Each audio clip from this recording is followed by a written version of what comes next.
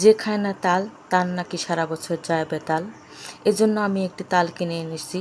এবার আমি তালটাকে ছিলে নিব এবং ধুয়ে পরিষ্কার করে তালটাকে ঘষে ঘষে রস বের করে নেব।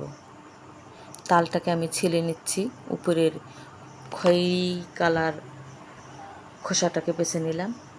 তালের ফুলটিকে কত সুন্দর লাগছে, মানে তালের মাথার উপরের অংশটুকু ফুলের মতো লাগছে। এবার আমি তাল ঘষে নিচ্ছি। তাল ঘষার জন্য আমি টিন দিয়ে তৈরি করেছি একটি তাল ঘষা, তবে সেটাতে আমি ঘষছি না, কারণ হাতে লেগে যায়। এজন্য আমি ঝাঁকার উপরে রেখে ঘষছি, এতে হাতে লাগার সম্ভাবনা খুব কম। তালটা ঘষে নিচ্ছি। তাল ঘষা হলে এটিকে আমি চুলোতে একটু গরম করে নিব, কারণ কাঁচা হলে একটু কাঁচা কাঁচা গন্ধ করবে।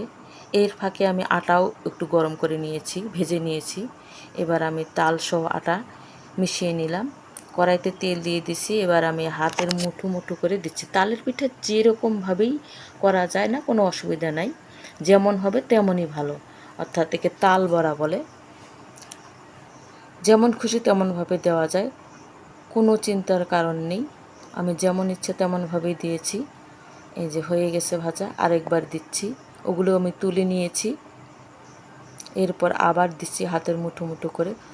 গোল করা যায়, লম্বা করা যায়, যা খুশি তাই, ইচ্ছে মতো, কোনো টেনশন নেই।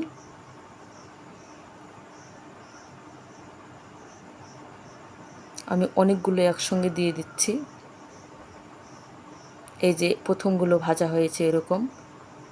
তাল বড়া খেতে খুবই সুস্বাদু, আমার কাছে অনেক ভালো লাগে। ঠান্ডা কিংবা বাসি হলে আরও মজা লাগে।